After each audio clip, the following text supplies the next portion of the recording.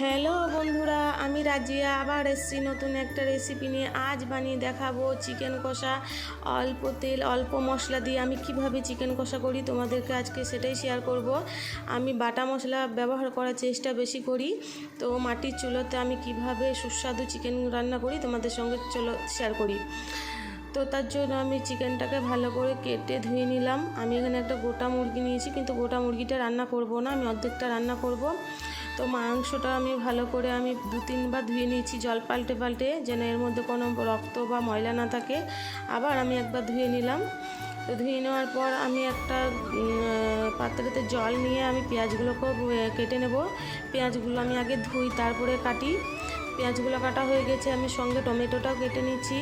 Tomato দিলে মাংসটা গলে না, টমেটো না দিলে মাংসটা গলার ভয় থাকে। তো আমি 2টো টমেটো নিয়েছি। কাঁচা লঙ্কা দেবো, কাঁচা লঙ্কাতেও কালারটা ভালো আসে। অল্প আমি কাঁচা লঙ্কা ব্যবহার করব, যেহেতু আমার বাচ্চারা খাবে, সেই জন্য আমি বেশি ঝাল দেবো না।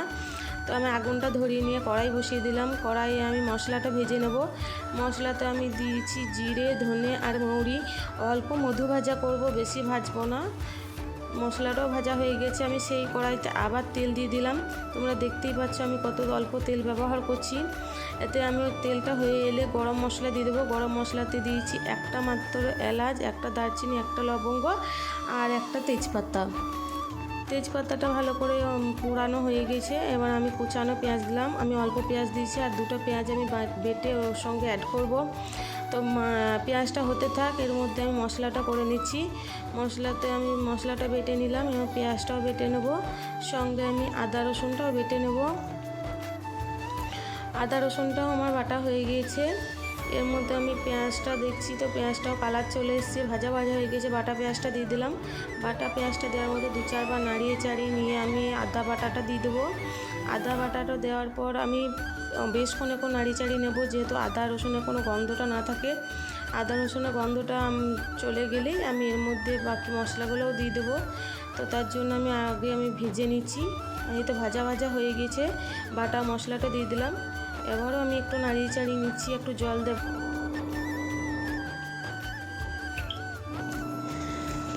জল দেওয়ার পর আমি এবার একে একে গুঁড়ো মশলাগুলো দিয়ে দেবো। গুঁড়ো মশলাতে আমি দিয়েছি হলুদ, লঙ্কা গুঁড়ো আর লবণ। এটাকেও আমি ভালো করে নাড়িয়ে চাড়িয়ে নেব।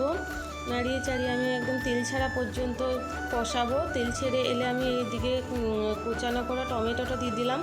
টমেটোটা দেওয়ার পরও আমি একটু কষে নেব। টমেটোগুলো নরম হয়ে আসবে, জল ছেড়ে দেবে, তখন আমি মাংসগুলো দেব। এই তো আমি কষে নিয়েছি, তেলও ছেড়ে গিয়েছে, টমেটোটাও আমার গলে এসছে। তখন আমি চিকেনটাকে দিয়ে দিলাম।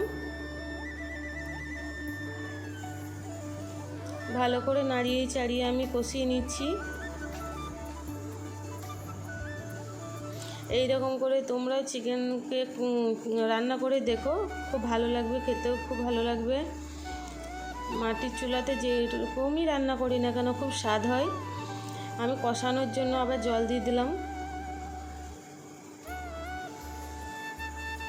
ঢাকনা দিয়ে ঢেকে দিয়ে আমি কষিয়ে নেব। এই তো আমার কষানো হয়ে গিয়েছে, তেল ছেড়ে এসছে মাংসটা, কালারও চলে এসছে। কষানো হয়ে গেলে আমি ঝোলের জন্য জল দিয়ে দেবো।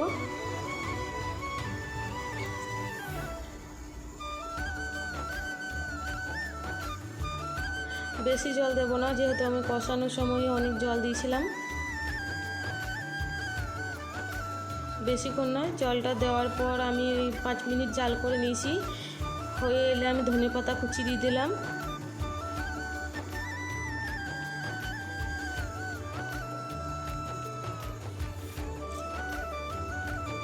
মাংসটা আমার রেডি হয়ে গেছে, আমি ঢেলে নিলাম। এই তো আমার রেডি হয়ে গেছে লাল লাল চিকেন কষা। গরম ভাত, ধোয়া ওটা গরম ভাতের সঙ্গে এরকম চিকেন কষা থাকলে সত্যিই আর কিছু প্রয়োজন পড়ে না।